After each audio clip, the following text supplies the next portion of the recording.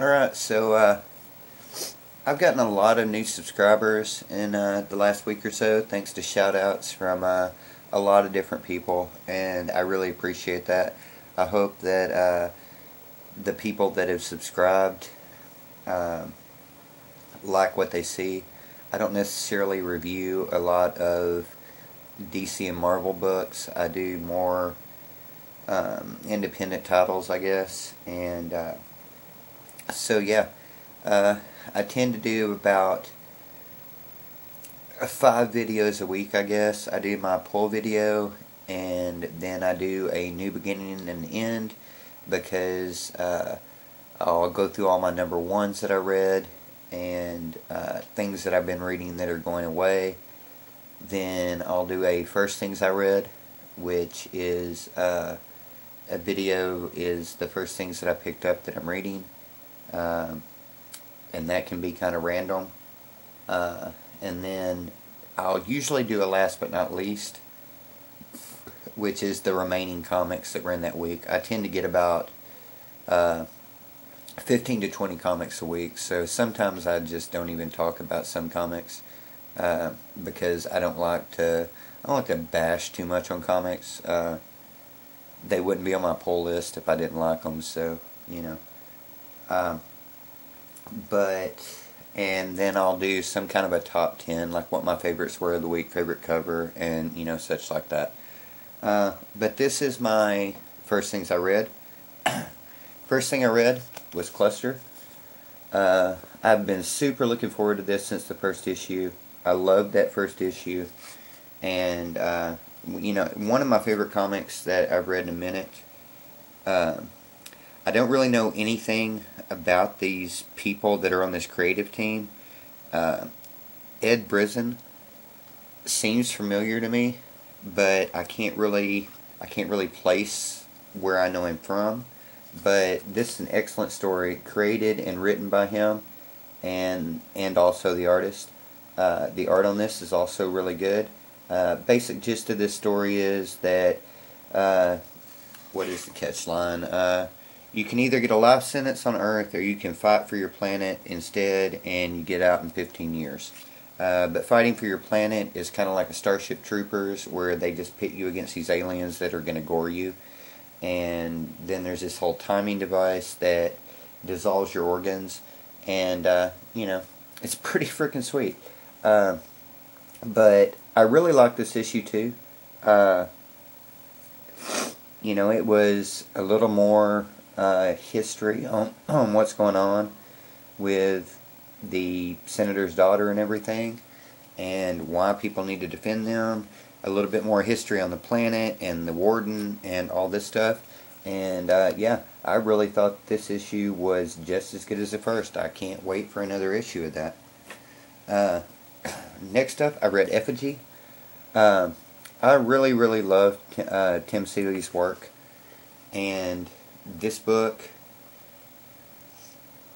although weird, I cannot wait for a second for where this series is going to go, because there is just so much going on here, and so much fandom stuff that's going on around this girl who was a child star on a show called Star Cops, and now she's like a local detective, and there's this dead body that comes up, and yeah, really, really interesting book. Really, really liked issue 2 of Effigy.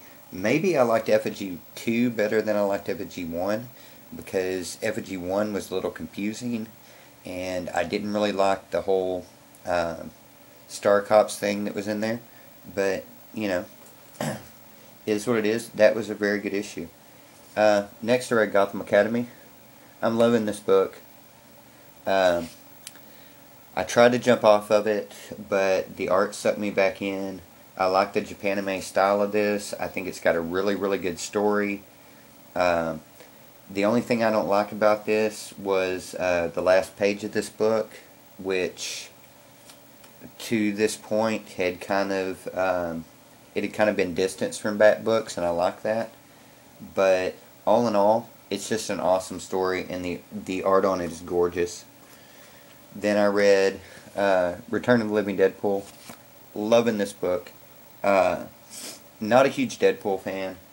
I like Deadpool, but, you know, this book is great for comic relief. Basic gist of this is you had a zombie apocalypse. In order to stop the zombie apocalypse, you made an army of Deadpools. The army of Deadpools got bitten by zombies, and now you've got like these zombie Deadpools. And they're doing their own thing like Deadpool would. And, you know, it's written by Colin Bunn, so, you know, how can you go bad with that? The final issue of Bodies makes me sad, but it's over. And I can't really say that I understand how it ended.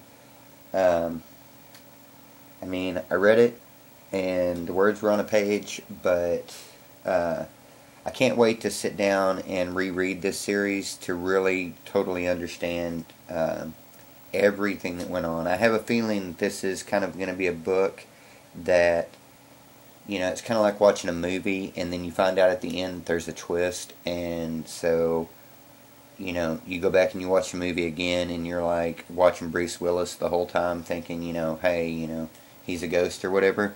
I have a feeling that with Bodies, if I sit down and read all those, that it will just absolutely be amazing.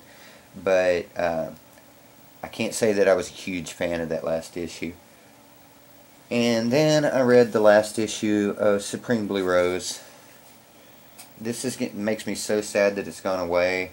The best thing I can say about this book is, I mean, well, it's been a really good story. It's a Warren Ellis story. It's been a really good story. I'm not 110% why it got canceled, but it turned me on to Tula Lotay's art, and I absolutely love Tula Lotay's art. She's one of my favorite artists. And, you know, I can't wait to go back and read all the issues of Supreme Blue Rose in order and really, really appreciate this story and just sit down, because they do things in this book with the art and because it's set in all kinds of different time periods, and they do things with the art that really plays to that. And as much as Warren Ellis telling a story here, I believe that Tula Lotay's art in Supreme Blue Rose also told a story, and I want to go back and I want to read those and find out exactly what everybody's story was in there. But that one I felt ended better, even though it wasn't a series that was supposed to end, ended better than Bodies. But, you know, it's what it is. And anyway, I'm going to get off here and get around and read some more comics.